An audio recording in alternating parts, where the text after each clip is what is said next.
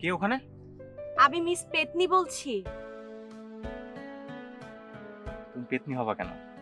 তুমি তো পড়ি। কে বলল?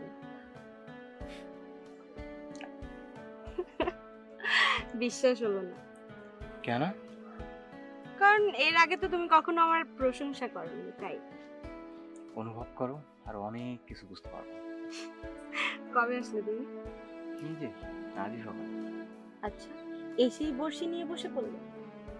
না হলে তোমার সঙ্গে দেখা হতে কি করে? বুঝলাম না। সবকিছু বুঝতে নেই, কিছু জিনিস অন্তরালে থাকা ভালো। অন্তরালে বেশি থাকলে কিন্তু আবার অন্তরের রোগ হয়ে যাবে। সেই রোগী যে অন্তরের মানুষ ঠিক করে দিবে। আচ্ছা, প্রেমে পড়েছো নাকি? যদি বলি হ্যাঁ, সেই রাজকুমারীটাকে জানতে পারি? আমার কাছেই বসে আছে। ঠিক আছে, আমি আজ যাই। কই, আমার কথা শুনলে না তো? মনে রেখে দাও, অন্য একদিন শুনবো।